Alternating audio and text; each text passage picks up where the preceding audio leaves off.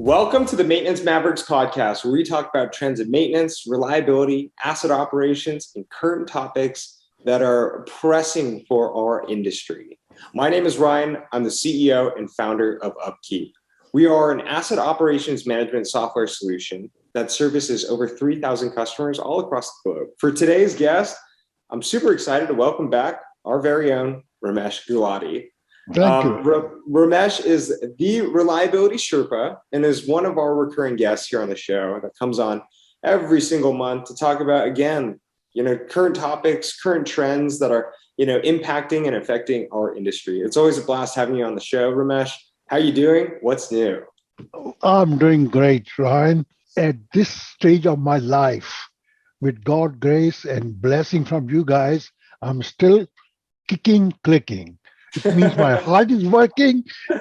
My passion to share my knowledge, talking to you and other people really get me going.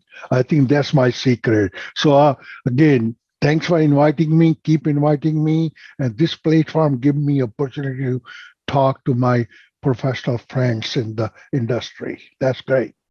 All right. It sounds like you got happiness, you got health, and that all leads to an amazing. Well, that's another challenge I got is really balancing work life, a little bit what I do, the family life, and the health. Yeah. And it's kind of balancing act. So, it's a challenge, but I think I'm doing okay.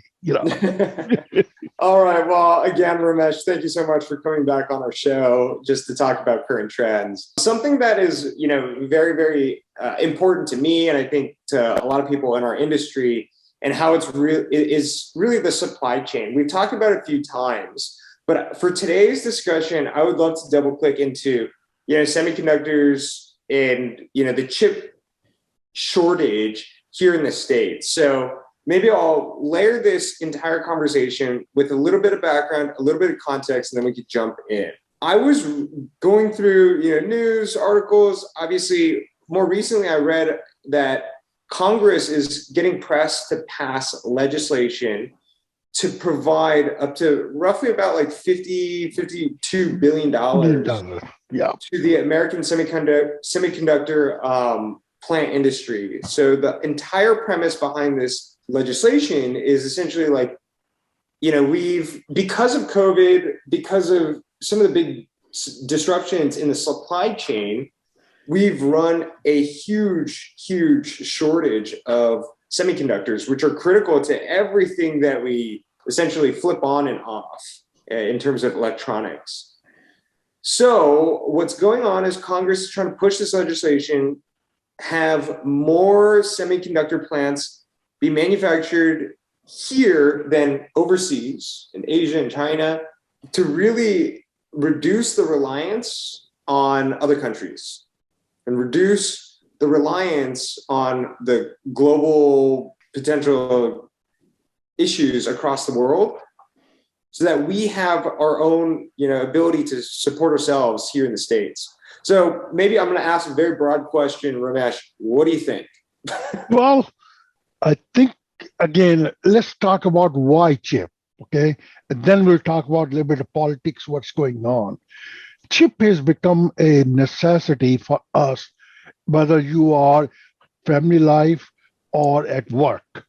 Every machine or tools or whatever has a chip in it. Anytime we are making on, off, chip is there. A chip, is solid state has really improved, has reduced our moving parts. So we're trying to reduce moving parts, which is with the solid state, and those help all the stop switches and all kind of things. So we need chips everywhere.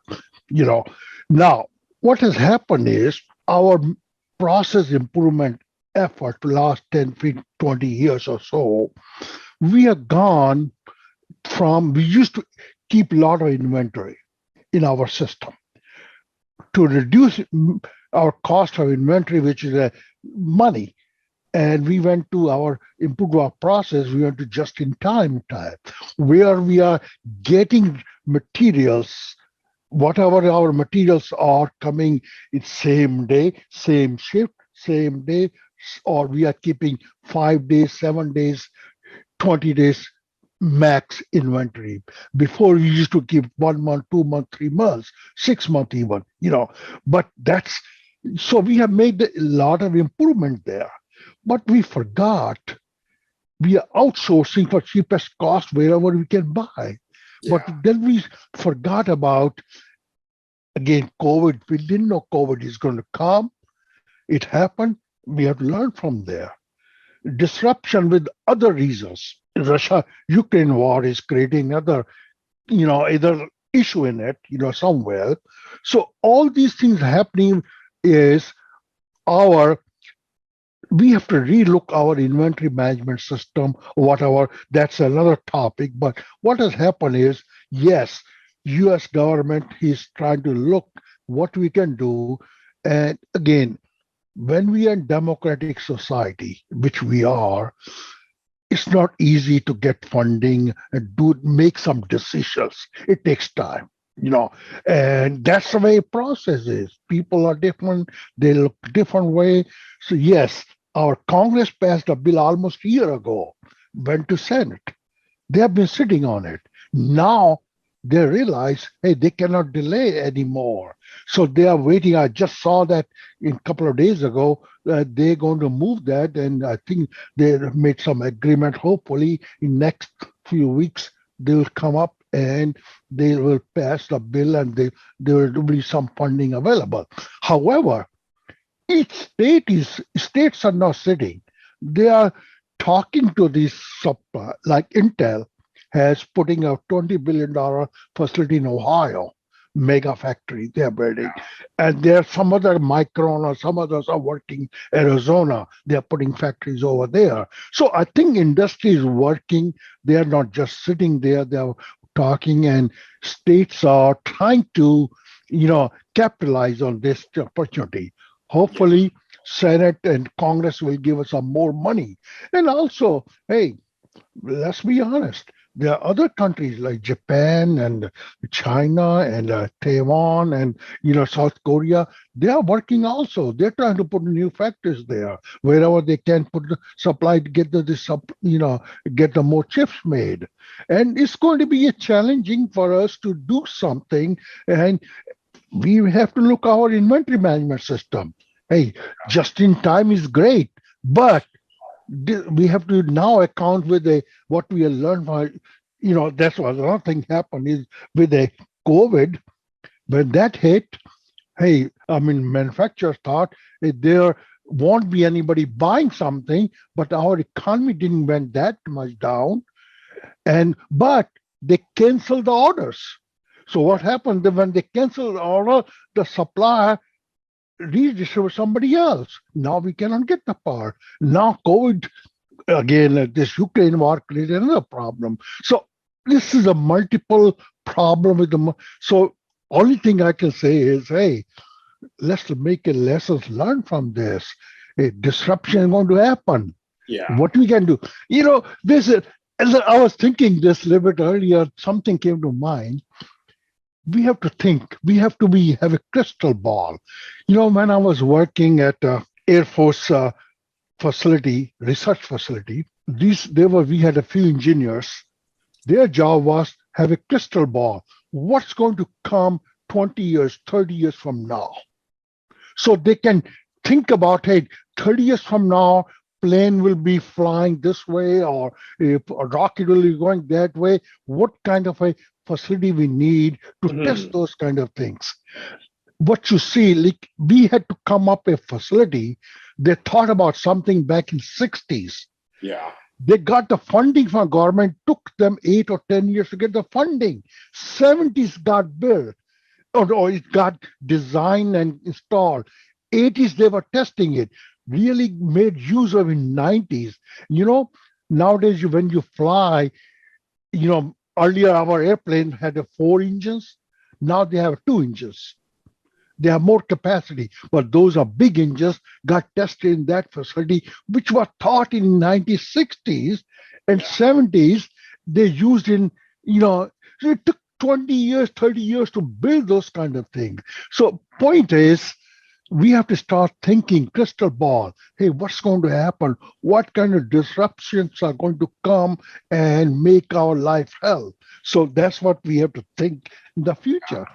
So maybe 2 points around that. Well, maybe I'll start with the first one. So I feel like we have the tendency to go through these ebbs and flows where something catastrophic happens, supply chain gets disrupted, we invest a bunch of money, we build factories, we say like, let's put more reliance on us, we invest, we build. A couple years later, we kind of forget about it. It goes back to cost reduction. We outsource. And we actually saw a lot of this. I mean, I'm sure there are many examples that there are, but the one that comes up is like American, car manufacturing. Yeah, is kind of one of these that rings a bell, where we invest a lot and then we kind of forget about like how important it is to have our own manufacturing. We go to cheaper cost materials, labor, and then we realize, oh shoot, actually that was important. Like, what is going to prevent us from just going through this ebbs and flows and ups and downs so that we're not like, taking 2 steps forward, 2 steps back? Or I think as we do, we are maintenance reliability professionals. We do root cause analysis. Why we don't do a root analysis on these kind of things? Hey, this disruption going to happen. Let's look in the future. RCA for this kind of things. Let's do those. We don't do that. I was talking to someone else about this exact thing, and the idea here is like running root cause risk assessment on the supply chain itself. That's right. Yeah. We have to think about, as I said, we have to think future, what kind of these interruptions and disruption can come in, like Ukraine war, we never expected that. COVID, we never expected that. There could be something, natural disaster coming. We have to think about those things and put some numbers on it. Hey, gasoline shortage is here too. It's chip shortage, gasoline shortage, all these things are coming same time. But so we have to think, hey, what could happen, and then take some corrective action. That's what we have to think. So how does all of this impact our industry? Maintenance reliability. Is now the time to get into this space? Is now the time to get into maintenance reliability, really accelerate your career, knowing that the government is about to pump enormous sums of money across the infrastructure bill, trying to bring back American manufacturing? Is this the time? What do you think? Well, it's the time. Hey, let's do it, but let's think what's going to happen. And when we are designing our equipment, our infrastructure, let's make sure it lasts. It can, like infrastructure, we have to think, hey, now it's a new one. We have to think about earthquake, other disasters, how that's going to impact. Let's make sure also our energy, how we can build those kind of a solar energy or some of those kind of things in our system so we get value there. So we have to look sustainability. So I think we not just replace this with the old one. No, we have to think, hey, how we can help the sustainability issue also. So I think we need to start thinking broader says, yes, we got opportunity. We cannot go back, hey, we didn't do it. We have to think, hey, yes, whatever happened is happened. Let's look at the future. Hey, we're going to be 10 years, 20 years, 30 years from now, what we have to do. And we are, again, we have a very, very innovative, smarter people in our country. And we can do, we have to see these opportunities. Like Toyota's guy said, hey, every problem is an opportunity. So that's what we have to think. Hey, yes, the chip, it's not easy to, chip manufacturing is not easy. It's very complicated. In fact, one time we were talking to those guys, chip manufacturer. I was in one of the meetings. It's a very complex system. And you have to have clean room and all kind of things. They use all kind of chemicals in it to clean up the systems. So it's a lot of stuff there which we have to take care of. It's not easy, but hey, we have very, very smart people. They can do it. I think so too. And I mean, to your point, like you brought up a quote, every problem, lays an opportunity. Yeah.